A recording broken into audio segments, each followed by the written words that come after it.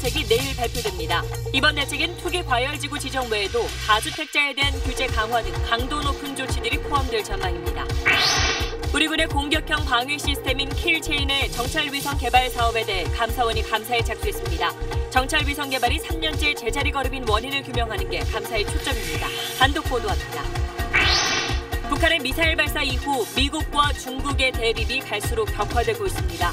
미국은 북한과 거래하는 중국 기업을 직접 제재하는 방안을 예고하며 중국에 대한 압박 수위를 끌어올리고 있습니다. 중국 관영 신화통신은 트럼프 미국 대통령이 분풀이 대상을 잘못 골랐다며 맹비난했습니다. 중국 정부도 북한 문제의 책임이 미국과 북한에 있다며 중국 책임론을 반박했습니다. 휴가철 피서객이 몰리는 부산 해운대 해수욕장에 이틀째 이한류가 발생해 가장 높은 단계인 4단계 대피 위험 경보가 발령됐습니다. 피서객들의 수영도 전면 금지됐습니다. 올여름 폭염과 폭우가 반복되면서 장바구니 물가가 무섭게 오르고 있습니다. 채소류는 평균 10.3%, 과일은 20%가 올랐고 돼지고기 값도 들썩이고 있습니다. 정치권에서 뿌리가 같은 정당들 사이에 격한 설전이 벌어지고 있습니다. 추미애 민주당 대표와 홍준표 자유한국당 대표가 각각 국민의당과 바른정당을 바닥이나 첩이란 표현으로 비난했습니다. 지난달 한국 여성이 성폭행당한 일본의 민박집에서 한국 여성이 올 초에도 피해를 볼 뻔했습니다. 이 여성이 귀국한 뒤 숙박공유 사이트 에어비앤비 측에 항의했지만 민박집 주인은 영업을 계속해왔습니다. 관절, 화상 등 특정 질환을 전문적으로 보는 전문병원제가 시행된 지 6년이 됐습니다. 하지만 소아청소년 전문병원은 한 곳도 없고 돈이 되는 분야로 쏠리는 현상이 심각한 것으로 나타났습니다.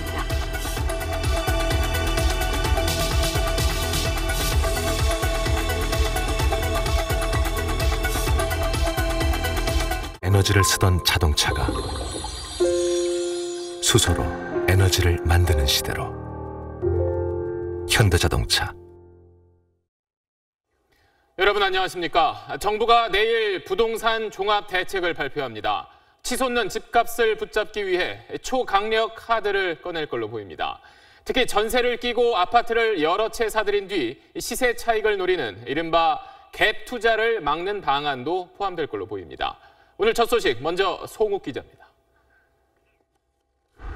서울 성북구의 한 아파트 단지입니다.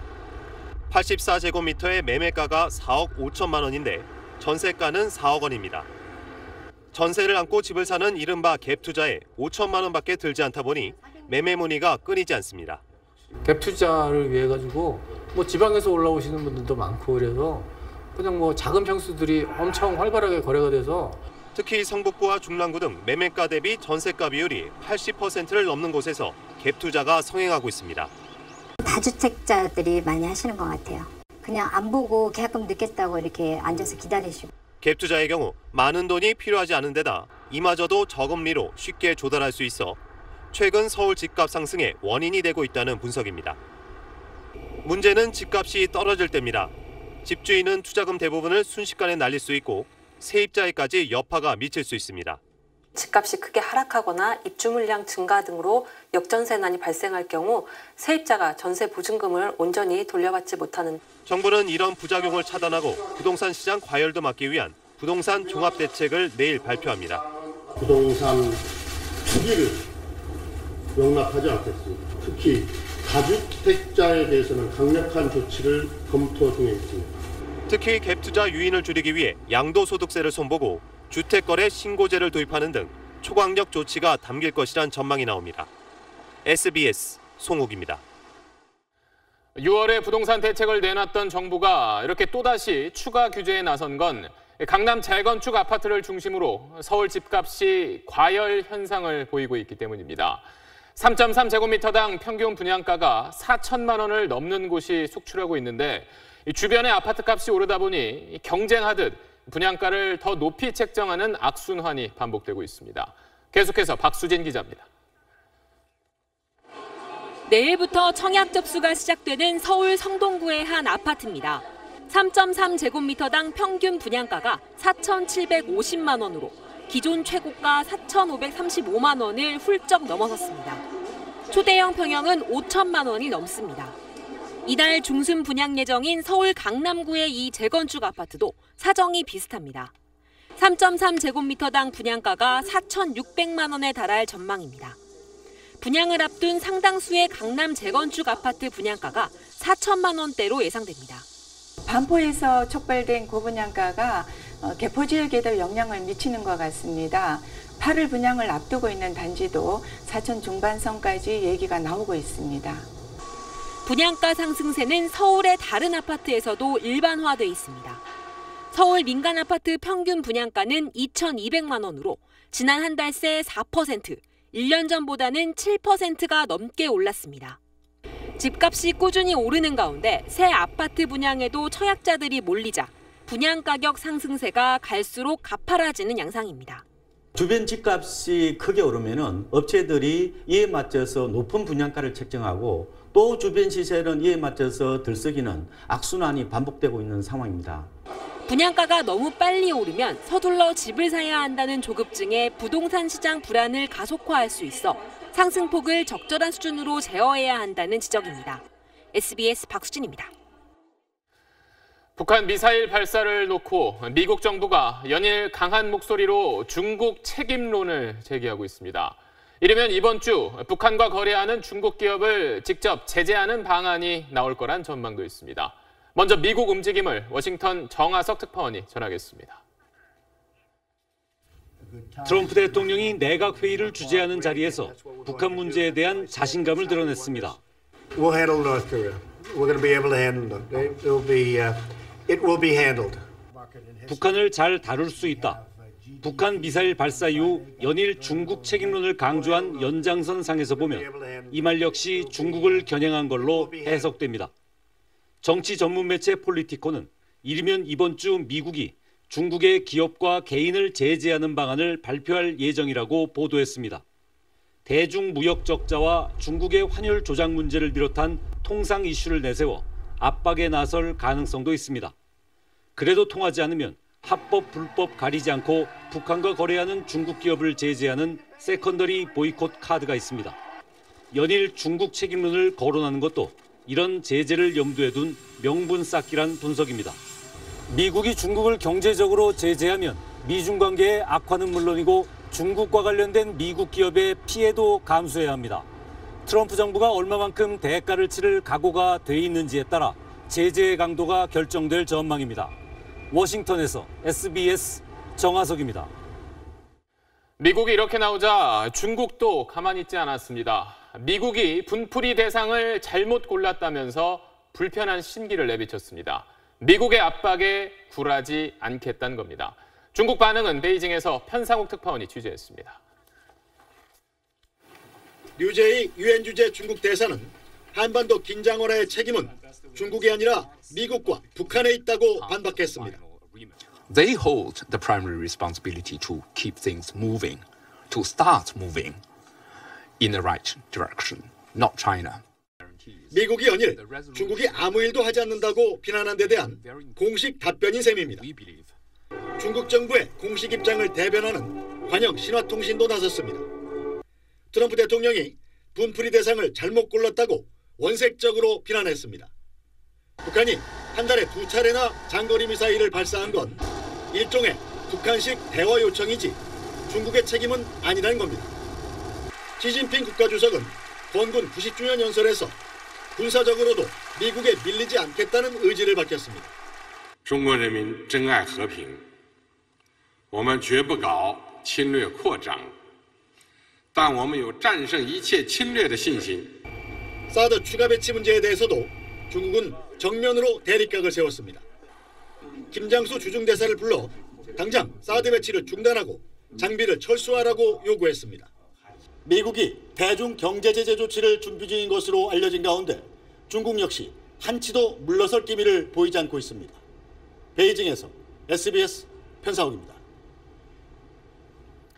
이처럼 미국과 중국의 대립이 갈수록 격해지면서 우리의 공격형 방위 시스템, 즉 킬체인의 중요성이 커지고 있습니다. 이 킬체인은 북한의 핵과 미사일 도발 징후를 정찰 위성으로 탐지해서 선제 타격하는 시스템입니다. 그런데 국정원이 이 정찰 위성을 운용하겠다고 나서면서 군과 갈등이 빚어져 정찰 위성 개발이 3년째 제자리 걸음입니다. 김태훈 기자의 단독 보도입니다. 킬체인 정찰위성 사업은 북한의 핵과 미사일 기지를 상시 감시할 정밀 군사위성 5기를 2020년부터 2022년까지 개발하는 겁니다. 군은 당초 지난 2015년에 위성 개발에 참여할 민간업체를 선정할 계획이었습니다. 하지만 국정원이 갑자기 수신 관제권, 즉 위성이 획득한 정보를 받아서 관리하는 권한을 요구하면서 개발업체를 선정하지 못했습니다. 군과 국정원은 몇 차례 협의 끝에 지난해 2월 정찰위성을 공동 운용하기로 합의했습니다. 위성 4기는 군의 국방과학연구소가 개발을 주관하고 위성 1기는 국정원과 가까운 항공우주연구원이 맡기로 했습니다. 그런데 여기서 그치지 않았습니다. 군에서는 효과적인 킬체인 작전을 위해 온전한 수신 관제권을 가져야 한다는 주장이 제기됐고 국정원도 더 많은 권한을 요구했습니다. 결국 아직도 개발업체를 선정하지 못하고 있습니다. 정찰위성 사업 파행이 장기화하자 감사원이 감사에 착수했습니다. 군과 국정원의 요구가 합당한지 또 정찰위성을 공동 운용하게 되면 킬체인의 효율성이 떨어지는지가 감사의 초점입니다. 감사원은 국방과학연구소와 항공우주연구원의 정찰위성 개발 능력도 들여다보고 있습니다. 감사가 진행되는 동안 사업이 또 멈춰서게 됐습니다. 북한 핵과 미사일은 빠르게 고도화하는데 이를 감시할 정찰위성 사업은 3년째 한 발짝도 떼지 못하고 있습니다. SBS 김태훈입니다. 이런 상황에서 송영무 국방장관이 어제 국회에 나와 안보 현안에 대해 말한 걸 놓고 논란이 일고 있습니다. 발언이 계속 오락가락하면서 안보를 책임지는 수장의 입이 너무 가볍다는 비판이 나온 겁니다. 이낙연 국무총리도 오늘 송 장관을 에둘러 질책했습니다. 이 소식은 김정윤 기자입니다. 어제 국회 보고에서 송영무 국방장관은 서너 차례 북한이 레드라인을 넘었다고 말했습니다. 안전보장 회의 때 레드라인이 넘었기 때문에 이건 해야 되겠다. 레드라인 이전과 이후가 다르다. 청와대가 쓴 표현은 레드라인 임계점에 다다랐다였습니다. 레드라인 너머엔 군사 대응밖에 없는 상황. 여당이 황급히 수습에 나섰을 정도입니다. 표현으로는 되게 멋있고 화끈해 보이지만 그 레드라인을 넘었다고 판단되면 우리 군사적 옵션까지 검토하자 이런 의견이 또 나올 거 아닙니까? 미국이 레드라인을 넘고 뭐 정해가지고 뭐 한다 하는 것은 우리가 확실히 이렇게 동의한 것은 아니고 사드 발사대 4기 임시 배치를 두고도 계속 오락가락. 배치 지역을 바꿀 수 있다는 의미에서 임시 배치다 그런 뜻입니까? 그런 의미도 포함된다는 뜻입니다. 청주에서 다른 데로 옮기는 게 아니라 그 내에서 조정을 한다는 거죠? 그런 의미입니다. 국방부는 해명 문자 보내기에 바빴습니다. 오늘 국무회의에서 이낙연 총리는 송 장관 들으라는 듯 이렇게 말했습니다. 국무위원님 여러분께서는 무엇이 진실인가, 그 정부의 정확한 입장은 무엇인가 하는 것을 잘 숙지하셔서. 가뜩이나 송 장관이 마뜩차는 야당들은 오락가락 국방장관의 국민이 불안하다고 목소리를 높였습니다. SBS 김정윤입니다. 휴가가 이른바 7말 8초에 몰릴 수밖에 없는 실태에 대해 어제 보도해드렸습니다. 이맘때 피서지에서 바가지 요금이 기승을 부리는 것도 짧은 기간 손님이 집중되기 때문이란 말이 나오는데 이현영 기자가 7말 8초에 드는 숙박비와 식비를 비성수기 때 가격과 비교해봤습니다. 강원도 양양의 해수욕장. 저녁 시간이 되자 해변 식당마다 호객 행위가 한창입니다. 가장 많이 권하는 4인분 광어 우럭회 세트는 15만 원 선.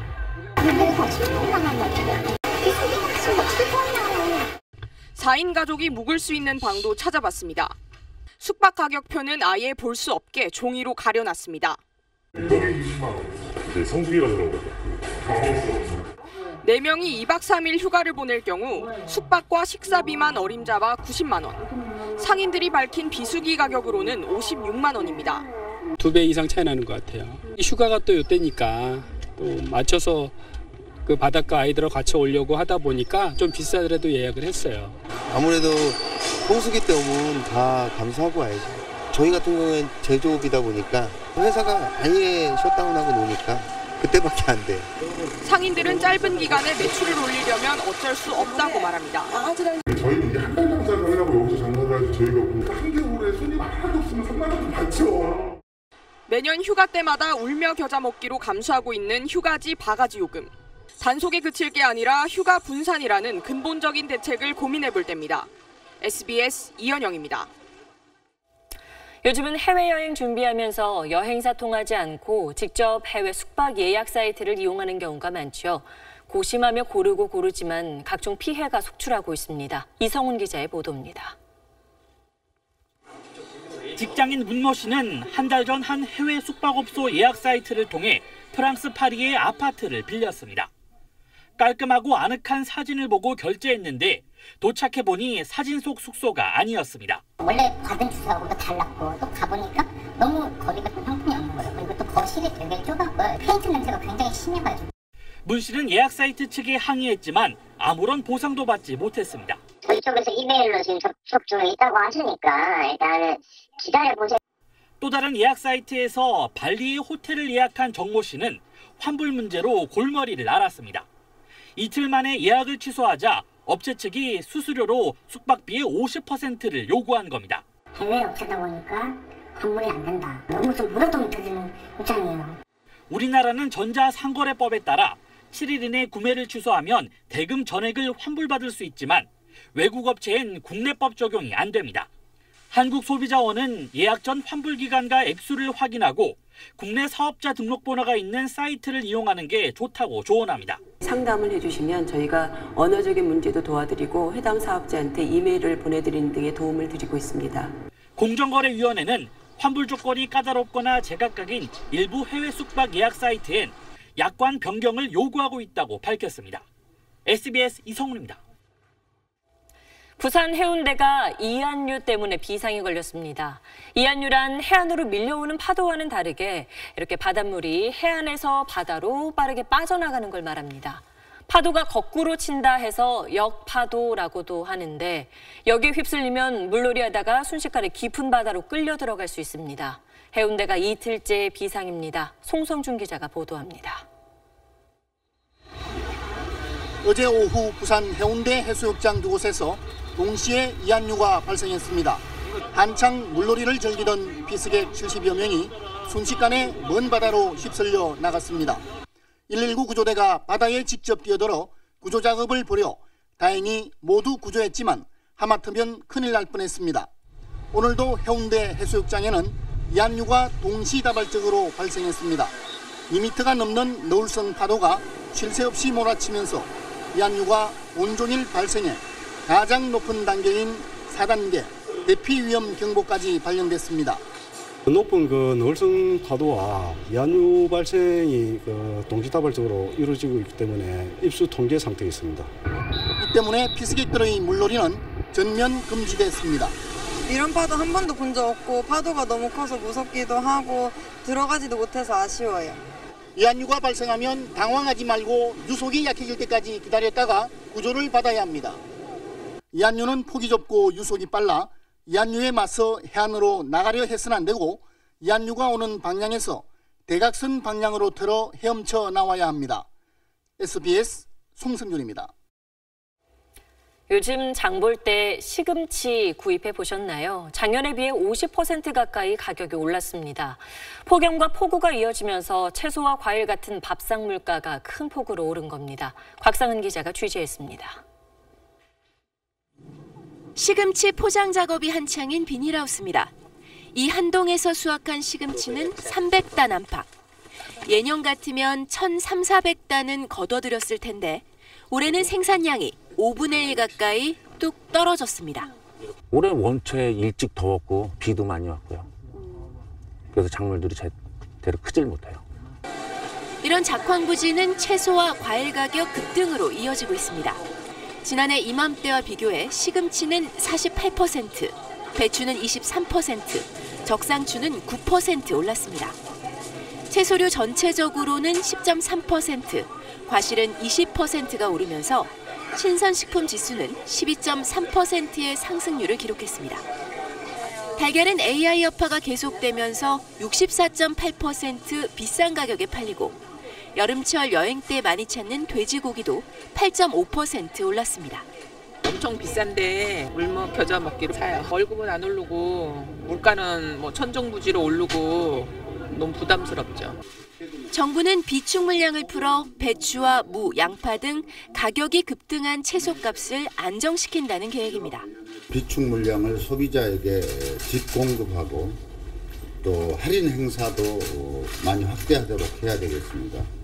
하지만 물량이 제한적인 데다 여름철 기상재해 같은 불안 요인도 상존하고 있어 추석 전에 장바구니 물가가 안정세로 돌아설 수 있을지는 미지수입니다. SBS 곽상은입니다. 어제 오늘 정치권에선 뿌리가 같은 정당들 사이에 설전이 벌어지고 있습니다. 홍준표 자유한국당 대표는 바른정당을 첩이라 칭했고 추미애 더불어민주당 대표는 국민의당을 향해 바닥이란 표현을 썼습니다. 최고은 기자가 보도합니다. 휴가 중인 홍준표 자유한국당 대표가 페이스북에 올린 글입니다. 바른정당은 내년 지방선거에서 자연스레 통합될 거라며 본처라고 우겨도 첩은 첩이라고 말했습니다. 한국당을 보수 적통이라며 본처로, 바른정당은 첩에 비유한 겁니다. 바른정당은 발끈했습니다. 홍 의원과 한국당을 향해 여성 비하, 시궁창, 불임정당이라고 거칠게 맞받았습니다. 여성을 그렇게 비하하는 인식을 아직도 버리지 못한 거에 대해서 지극히 유감입니다. 18세기, 19세기도 아니고 아직도 처참 얘기하고 있는 분이라면. 설전은 더불어민주당과 국민의당 간에도 벌어졌습니다. 추미애 더불어민주당 대표가 어제 휴가 중 페이스북에 올린 바닥에 대하여라는 시안수가 발단이었습니다.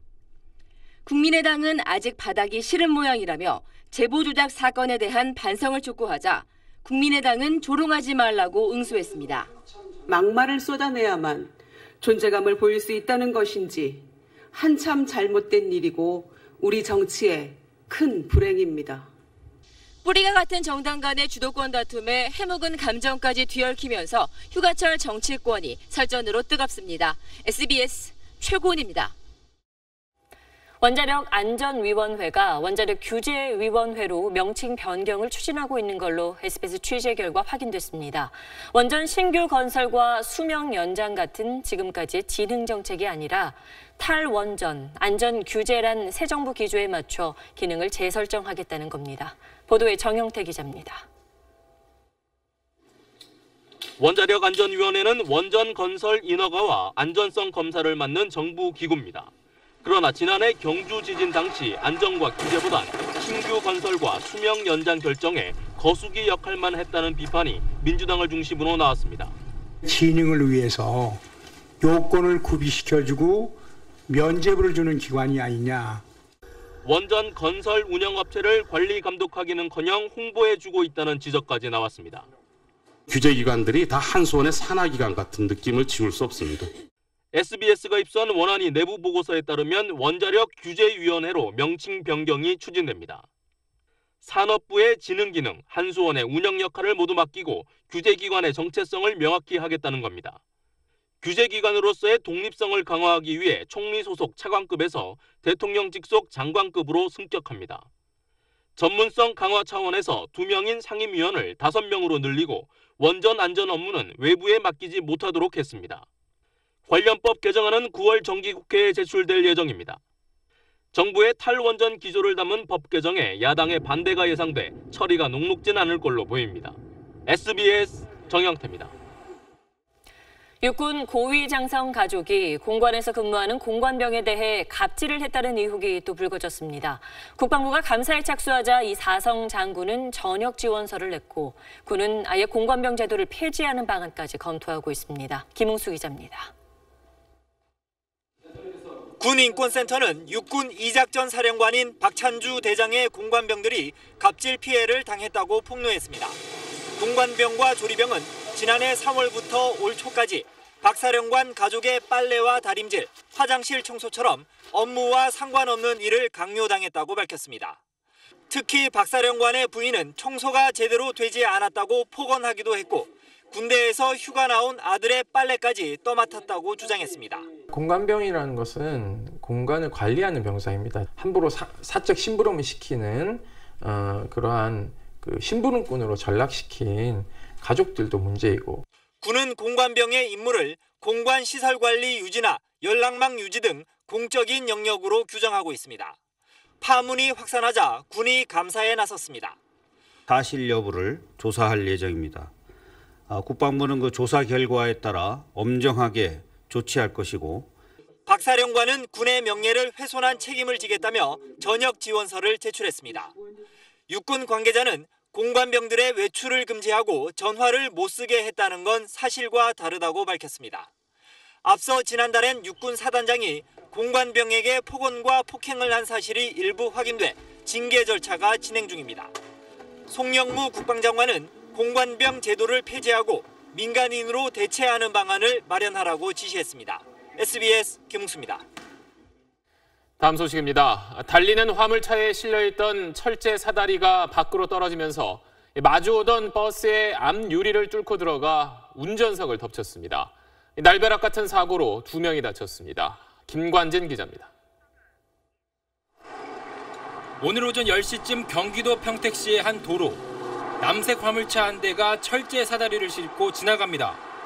몇 분 뒤 반대 방향에서 천천히 오고 있는 관광버스 한 대. 자세히 보니 버스 앞유리에 비닐에 쌓인 철제 사다리가 박혀 있습니다. 조금 전 화물차가 싣고 지나갔던 바로 그 철제 사다리입니다. 26살 이모 씨가 몰던 1톤 화물차에 실려있던 철제 사다리가 밖으로 떨어지면서 반대편 차로에서 마주오던 관광버스 앞유리를 뚫고 들어간 겁니다.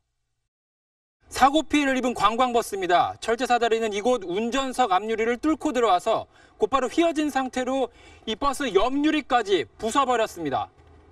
이 사고로 관광버스에 타고 있던 운전자 67살 한모 씨와 버스 회사 직원 1명이 유리 파편을 맞고 다쳐 병원으로 옮겨졌습니다. 관광버스의 승객은 타고 있지 않았습니다. 다른 관광버스 회사에서 차를 사고 온 거예요. 그 근처에다 도장 작업 입고 한 후에 오늘 이제 공장에서 출고한 날이라 그러더라고요. 공장에서 출고하면서 나오다가 이제 그렇게 사고 나는 거죠.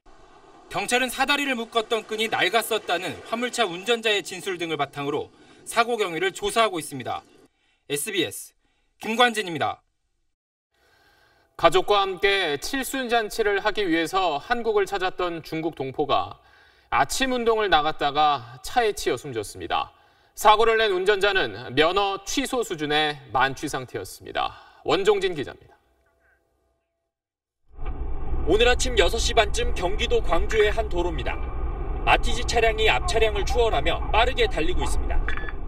이 차량은 갑자기 휘청이더니 인도를 걷던 보행자를 들이받습니다. 차에 치인 69살 전모 씨는 그 자리에서 숨졌고 운전자 28살 박모 씨는 경상을 입었습니다. 비틀거리며 2차로를 달리던 차량은 아침 운동을 나와 인도를 걷던 전 씨를 그대로 들이받은 뒤 이 10m 아래 하천변으로 바로 추락했습니다. 경찰 조사 결과 운전자 박 씨는 면허 취소 수치인 혈중 알코올 농도 0.126% 상태에서 차를 몬 것으로 드러났습니다. 회사에서 3시까지 알바를 마치고 4시부터 지인을 만나서 술을 한 잔 마시고 운전을 했다고 합니다. 숨진 중국 동포 전 씨는 오는 13일 칠순 생일을 맞아 아들과 딸 등 가족들을 보러 한국에 들어왔다가 변을 당했습니다.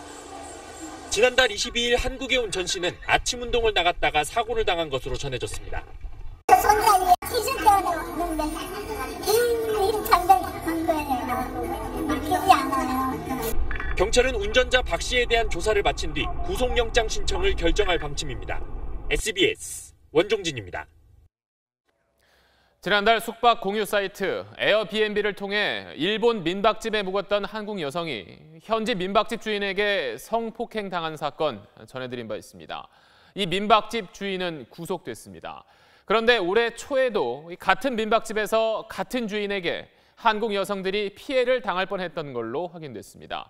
이들은 귀국해서 곧바로 에어비앤비 측에 이 민박집은 손님을 받으면 안 된다 이렇게 경고까지 했다는데도 어떻게 그 민박집 주인은 계속 손님을 받을 수 있었던 건지 박하정 기자가 단독 취재했습니다.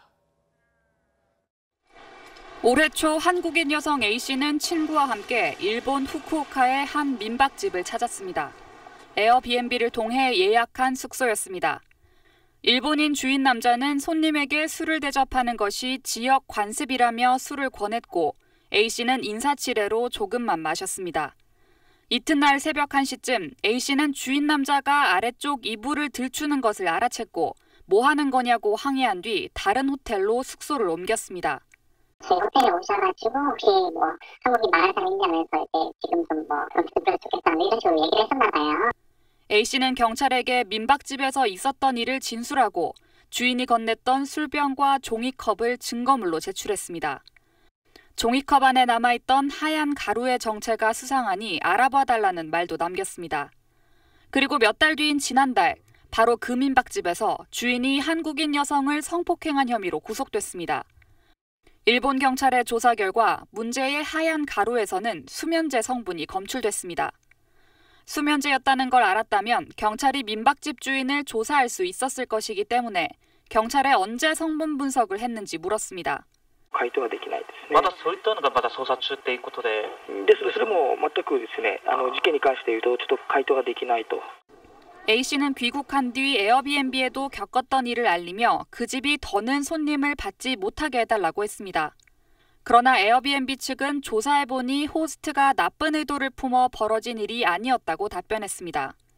A씨는 성인 남성이 성인 여성 2명이 자고 있는 공간에 불도 안 켜고 올라와 이불을 들고 있었는데 나쁜 의도가 없었다는 게 말이 되냐고 항의했지만 에어비앤비는 충분한 조사를 통해 필요한 제재를 가했다고 지난 4월 답했습니다. 어떤 제재를 했는지는 설명하지 않았습니다. A씨가 구체적이고도 지속적으로 문제 제기를 했지만 에어비앤비는 위험 정보를 제공하지 않고 숙박을 계속 중개했던 겁니다. 에어비앤비 측은 일본 경찰이 성범죄 혐의가 없어 사건을 종결했다고 했기 때문이며 주인에 대해 경고와 교육을 했다고 밝혔습니다.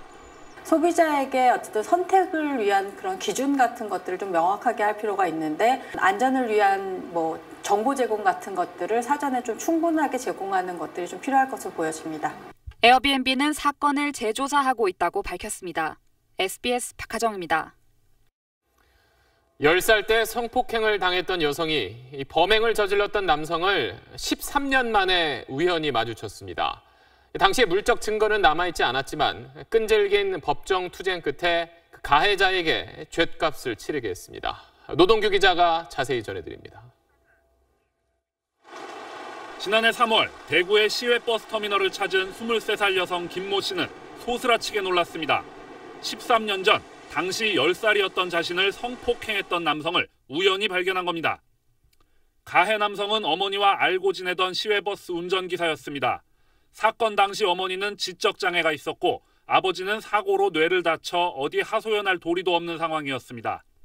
김 씨는 13년 만에 우연히 만난 가해 남성을 고소해 법정에 세웠습니다. 법정에서 김 씨는 가해 남성이 근무하던 버스회사의 이름과 운전했던 노선 구간, 그리고 차량의 번호 일부, 여기에 그녀가 성폭행당했던 여관 위치까지 진술했습니다. 가해 남성은 혐의를 부인했지만 법원은 김 씨 손을 들어줬습니다. 진술이 일관되고 실제 경험하지 않았다면 묘사하기 어려울 정도로 구체적이어서 13년 전 성폭행이 있었음을 인정할 수 있다고 재판부는 밝혔습니다. 이 성범죄 사건의 경우 거의 유일한 증거는 피해자의 진술뿐이지만 그 진술에 신빙성이 있다고 보아 유죄로 인정한 것으로 보입니다. 재판부는 김 씨에게 징역 8년을 선고하고 80시간의 성폭력 치료 프로그램 이수를 명령했습니다. SBS 노동규입니다. 충남의 한 돼지 농장에서 일하던 20대 외국인 노동자가 야생 진드기가 옮기는 바이러스에 감염돼 숨졌습니다. 지금까지는 노년층만 위험하다고 알려졌었는데 20대가 야생 진드기에 물려 숨진 건 이번이 처음이라 보건당국이 긴장하고 있습니다. 보도에 송인호 기자입니다. 충남 홍성의 돼지 사육 농장입니다. 이곳에서 일하던 24살 네팔인 남성이 가벼운 감기 증상을 보인 것은 지난달 20일쯤. 이 남성은 해열제를 복용하다가 고열과 오한이 심해져 나흘 뒤 인근 병원을 찾았지만 끝내 숨졌습니다. 탈수 상당히 심했고 고열 때문에 환자가 상당히 힘들어하고 피검사상 폐혈증을 의심할 수 있는 그런 증세여서 검사 결과 이 남성 혈액에선 SFTS, 즉 중증 혈소판 감소 증후군 바이러스가 검출됐습니다. 보건당국은 이 남성이 농장에서 일하다가 야생 진드기에 물린 것으로 추정하고 있습니다. 올 들어 국내에서 SFTS 바이러스에 감염돼 21명이 숨졌는데 20대가 숨진 건 이번이 처음입니다. 지금까지는 주로 면역력이 약한 60, 70대 노인들이 감염돼 사망했지만 젊은 층도 안심할 수 없는 겁니다. 소화기에 출혈이 나타날 수도 있고, 신장 이런 장기들 제대 기능을 못하게 되면서 이제 사망을 하게 되는 거죠. SFTS 바이러스는 치료제가 없어 치명적이지만 일찍 발견만 하면 증상 악화를 막을 수 있습니다. 숲이나 풀밭에서 야외 활동을 할 때는 긴 옷을 입고 진드기 기피제를 뿌리는 것이 좋습니다. SBS 송윤호입니다. 요즘 취미나 레저용으로 드론 조종 즐기는 분들이 많이 늘었습니다. 그런데 시중에서 팔리는 제품 가운데 상당수가 안전사고 위험이 있어서 주의가 필요합니다. 최우철 기자가 취재했습니다. 값이 저렴해지고 성능도 좋아지면서 드론 조종은 이제 흔한 놀이수단이 됐습니다. 하지만 드론은 속도가 빨라 자칫하면 사고로 이어질 수 있습니다. 이 30대 직장인은 얼굴 쪽으로 날아오는 드론을 막으려다 손가락을 크게 다쳤습니다. 드론 날개를 둘러싼 안전가드가 너무 짧아 빠르게 회전하는 날개가 날카로운 흉기가 된 겁니다. 스톱하고 이게 순간적으로 잘 안 돼가지고 얼굴 쪽으로 날아와서 막아야 되니까 손으로 이제 갖다 대는데 이제 프로펠러에 손 비게 된 거죠. 한국소비자원이 취미나 레저용 드론 20개를 조사했더니 안전가드가 짧거나 아예 없는 경우가 65%나 됐습니다. 배터리도 문제가 있는 경우가 많았습니다. 주로 리튬 폴리머 배터리가 쓰이는데 40%의 제품이 보호 회로가 없어 용량 이상으로 충전하게 되면 폭발하거나 불이 날 수 있는 위험이 있었습니다. 드론에 대한 리튬 배터리에 대한 안전 기준이 없기 때문에 안전장치를 설치해야 될지 안 해야 될지 의무사항이 없는 상황입니다. 또 대부분의 제품이 조정거리를 벗어나거나 배터리가 방전될 때 경고음 기능이 없어 갑자기 추락해 사람과 충돌할 위험이 컸습니다. 국가기술표준원은 뒤늦게 드론 본체와 배터리에 대한 안전기준을 마련해 의무화하기로 했습니다. SBS 최우철입니다. 보건복지부 지정 전문병원, 이런 간판 많이 보셨죠? 관절이나 화상, 이비인후과처럼 특정 분야를 전문으로 보는 병원을 말하는데 환자들이 대학병원으로 몰리는 걸 막기 위해 6년 전 도입했고 나름의 성과가 있었지만 문제점도 속속 드러나고 있습니다. 먼저 왜 시급한 소아 전문 병원은 한 곳도 없는 건지 남주현 기자가 보도합니다. 열이 높고 기침이 심했던 이 3살배기 아이는 이 병원에서 폐렴 진단을 받고 곧바로 입원했습니다. 대학병원은 시간이 엄청 많이 걸리더라고요. 여기서는 예약 잡기도 쉽고 그리고 선생님들이 이렇게 좀 친절하고 소아과 전문의만 15명, 병상수가 54개로 전문병원이 될 만한데도 신청하지 않았습니다. 현재 소아청소년과 전문병원은 전국에 단 한 곳도 없습니다. 전문병원이 되겠다고 신청하려면 음압병실과 감염관리실을 갖춰야 합니다. 비싸고 유지비도 많이 드는 장비와 시설을 갖추면 수지 타산을 맞출 수 없습니다. 소아과 같은 경우도 급성기 질환들 위주이기 때문에 실정에 맞추어서 평가를 좀 해주시면 좋지 않을까 하는 생각이 있습니다. 신경외과 전문병원도 없고 신경과, 유방전문 그리고 심장 전문병원은 각각 한 곳뿐입니다. 반면 전국 전문병원 111곳 가운데 관절과 척추 관련 전문병원은 35곳이나 됩니다. 돈이 되는 전문병원으로만 쏠리는 겁니다. 관절이라든지 척추라든지 특정 분야로만 너무 집중되는 것보다는 사회적 필요도가 많은 여러 분야로 확대될 필요가 있다고 생각합니다. 가까운 곳에서 대학병원에 맞먹는 양질의 진료를 제공하려는 취지로 만들어진 전문병원 제도. 하지만 특정 분야로만 쏠리면서 반쪽짜리에 그치고 있습니다. SBS 남주현입니다. 앞서 보신 것처럼 전문병원은 대학병원으로 몰리는 환자를 분산하기 위해 도입됐지만 그러기엔 전문병원의 수나 병상 수가 턱없이 부족합니다. 그 이유와 해법을 조동찬 의학전문기자가 짚어봤습니다. 서울의 이비인후과 전문병원, 대학병원에도 없는 고가의 장비로 진료합니다. 환자의 만족도도 높습니다. 이비인후과 인정 전문병원을 받았고 그것도 시설도 좋다 하시고 하니까. 이 관절병원은 대학병원급의 연구실을 갖추고 치료법을 개발해 지금까지 18편의 논문을 국제학술지에 발표했습니다. 환자의 결과를 좋게 하고 또 환자의 이런 결과를 얻기 노력을 해야 하기 때문에 결국 연구를 하고 이런 고급 장비와 양질의 치료 덕분에 같은 질병일 경우 전문 병원의 사망률은 일반 병원의 절반도 안 됩니다. 하지만 외래 진료비는 일반 병원보다 390원만 더 내면 됩니다. 진료비 가산은 있습니다. 수가가 있긴 하지만 저희가 투자한 그 예산이나 인력에 비하면은 아직 많이 부족하다고 생각합니다. 환자들에겐 좋지만 병원들로선 투자한 만큼 이득을 내기 어렵다 보니 전문 병원은 제도가 도입된 지 5년이 넘도록 110개 안팎을 벗어나지 못하고 있습니다. 대학병원으로만 몰리는 환자를 분산시키는 효과를 내려면 전국 전문병원이 최소 500곳, 병상수로는 10만 개는 넘어야 한다는 지적도 나오고 있습니다. 전문병원 신청을 늘게 하고 그러면서도 전문병원이 특정 분야로만 쏠리지 않도록 정부 차원의 다각적인 해법과 지원책 마련이 필요해 보입니다. SBS 조동찬입니다. 독일차 폭스바겐의 배출가스 조작 파문 기억하시죠? 이번엔 고급차 포르쉐의 조작 사실이 들통났습니다. 벤츠도 의심받고 있습니다. 클린 디젤 기술 신화가 완전히 무너지면서 우리나라에 미치는 여파도 상당할 것으로 보입니다. 장세만 기자입니다. 배출가스 조작 사실이 드러난 포르쉐의 고급 디젤 SUV입니다. 지난주 독일에서 인증이 취소된 뒤 국내에서도 판매가 긴급 중지됐습니다. 포르쉐 카이엔에 대해서 환경부는 즉시 수시 검사를 실시하여 임의 조작 여부를 밝혀낼 계획입니다. 국내에서 클린 디젤 문제는 2009년으로 거슬러 올라갑니다. 당시 정부가 친환경 차량 목록에 클린 디젤을 넣었습니다.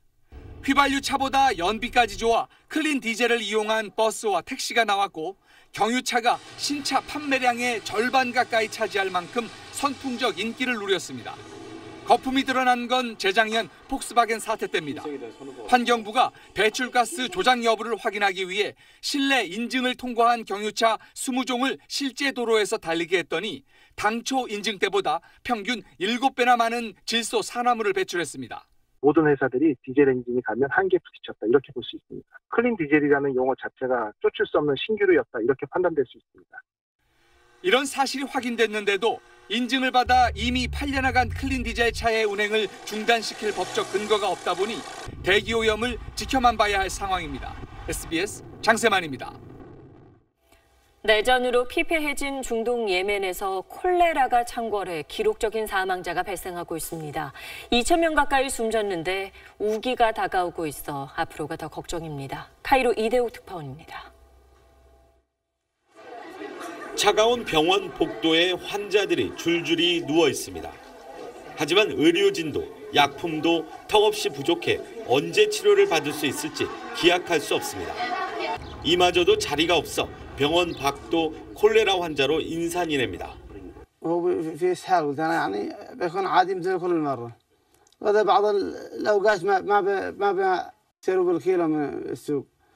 길거리는 온통 쓰레기로 뒤덮였습니다.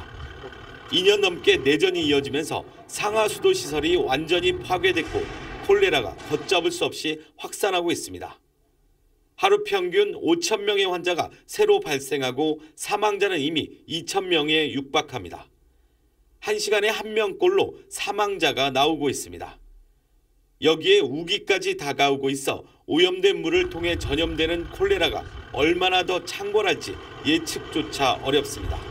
국제사회의 적극적인 원조도 쉽지 않습니다. 내전 상황이 계속되는 한 구호물자와 의료진의 접근이 제한되기 때문입니다. 석유가 나긴 하지만 그 양도 미미하고 국익에 직접적인 영향을 받는 나라들이 거의 없고 일단 예멘은 국제사회가 관심이 없어요. 예멘 콜레라 환자의 절반가량은 15세 이하의 어린이인데 200만 명의 예멘 어린이가 심각한 영양실조 상태에 놓여 있어 더 큰 피해가 우려되는 상황입니다. 카이로에서 SBS 이대욱입니다. 때로는 책 한 권이 인생을 바꿔놓기도 하죠. 비만 때문에 자괴감에 빠져 살던 한 40대 남성은 책 한 권을 만나며 새로운 삶을 찾았습니다. 조정 기자가 만났습니다.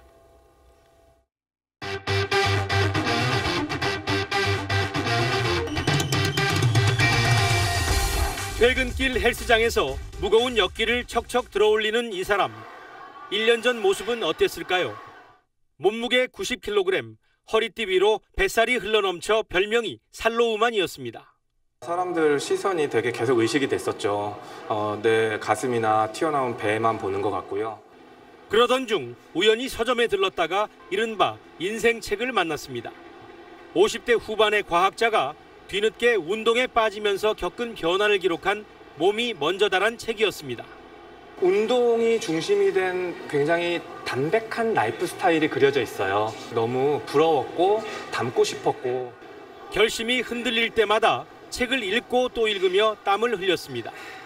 고진감래, 6개월 만에 25kg을 뺐고 초콜릿 복근까지 얻었습니다. 무턱대고 저자를 찾아가 비슷한 제목의 책을 내겠노라 허락까지 받았습니다. 그리고 쓴 책이 몸이 전부답니다. 책이 가진 영향력이 대단하구나. 저 사람도 대단한 사람이구나. 저 완전 청출어람이네. 뭐 이런 생각 많이 했죠.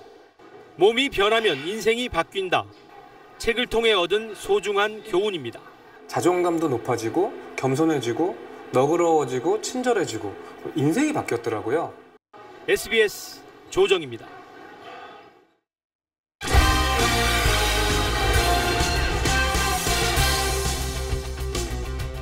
스포츠 뉴스입니다. 프로야구에서 선두 기아를 추격하고 있는 2위 NC가 김경문 감독의 부재라는 악재를 만났습니다. 건강 문제로 최소한 이번 주까지 더가웃을 떠나게 됐습니다. 소환욱 기자입니다. 지난 금요일 KT와 3연전을 앞두고 갑작스런 어지럼증으로 입원한 김경문 감독은 검사 결과 뇌 하수체 종양이 발견됐습니다. 다행히 수술은 필요하지 않은 양성으로 휴식과 치료를 통해 회복이 가능하지만 당분간 경기 지휘는 불가능해졌습니다. 김 감독은 모레 퇴원해 주말까지 휴식을 취한 뒤 오는 8일 SK전에서 복귀할 계획입니다. 후반기 들어 9승 3패 상승세를 이어간 NC는 최소한 9경기를 김평호 수석 코치 체제로 치르게 됐습니다. NC는 현재 9위 한화와 힘겨운 승부를 펼치고 있습니다. 4회 한화 로사리오에게 시즌 25호 역전 석점 홈런을 맞고 리드를 빼앗겼습니다. 잠실에서는 만나기만 하면 뜨거운 접전을 펼치는 LG와 롯데가 시즌 9번째 맞대결을 벌이고 있습니다. 지난 6월 말 사직구장에서 사상 최초로 2경기 연속 5시간이 넘는 혈투를 펼친 뒤 첫 대결입니다. 4위 LG와 7위 롯데의 승차가 3경기 반밖에 나지 않아 포스트 시즌행 경쟁의 분수령이 될 것으로 보이는데 LG가 선발 김대현의 호투 속에 중반까지 주도권을 잡고 있습니다. SBS 소환욱입니다. 그랑프리 대회에서 아쉽게 2그룹 우승을 놓친 여자 배구 대표팀도 귀국했습니다. 자, 선수들이 입국장의 모습을 드러내자 팬들의 환호성이 터집니다. 특히 에이스 김연경 선수의 팬클럽 회원들은 준비한 현수막을 펼치며 뜨겁게 반겼습니다. 2020년 도쿄올림픽을 앞두고 세대 교체를 진행 중인 대표팀은 3년 만에 참가한 이번 대회에서 국제 경쟁력을 확인했습니다. 선수들이 조금 더 많이 성장해 준다면 앞으로 도쿄올림픽에서도 메달권에 진입이 가능하지 않을까라는 생각하고 있습니다. 오는 2024년 프랑스 파리가 100년 만에 하계올림픽을 개최하게 됐습니다. 2028년 올림픽은 미국 로스앤젤레스에서 열립니다. IOC는 2024년 대회 개최를 두고 경쟁했던 파리와 LA 가운데 파리를 2024년, LA를 2028년 개최지로 확정했다고 발표했습니다. LA가 4년을 기다리는 대신 IOC에서 18억 달러, 우리 돈 2조 142억 원을 보상하는 조건입니다. 이로써 파리와 LA 모두 역대 3번째로 하계올림픽을 개최하게 됐습니다.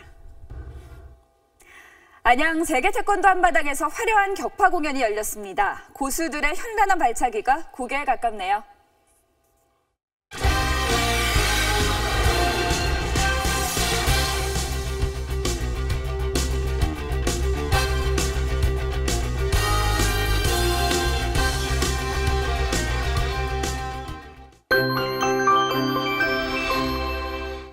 오늘 오늘 밤에도 시원하게 보내시기 바랍니다. 밤사이에는 열대야가, 한낮엔 폭염이 계속되는 요즘인데요.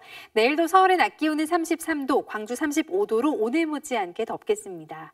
오후에는 소나기 구름이 발달하게 됩니다. 서울을 포함한 수도권과 주로 서쪽 지방을 중심으로 40mm 안팎의 소나기가 내리겠습니다. 제5호 태풍 노루는 현재 일본 남쪽 먼바다에서 북상하고 있습니다. 강도가 매우 강한 중형급의 세력을 유지하고 있는데요. 이 태풍은 주말 무렵이 되면 일본 남쪽까지 바짝 다가서겠습니다. 우리나라에 영향을 줄지는 조금 더 지켜봐야 할 것 같습니다. 내일 전국적으로 구름 많겠고 서울을 포함한 수도권과 영서, 충북 지방은 소나기가 내리겠습니다. 동해안을 제외한 서쪽 대부분 지방으로는 폭염특보가 이어지겠습니다.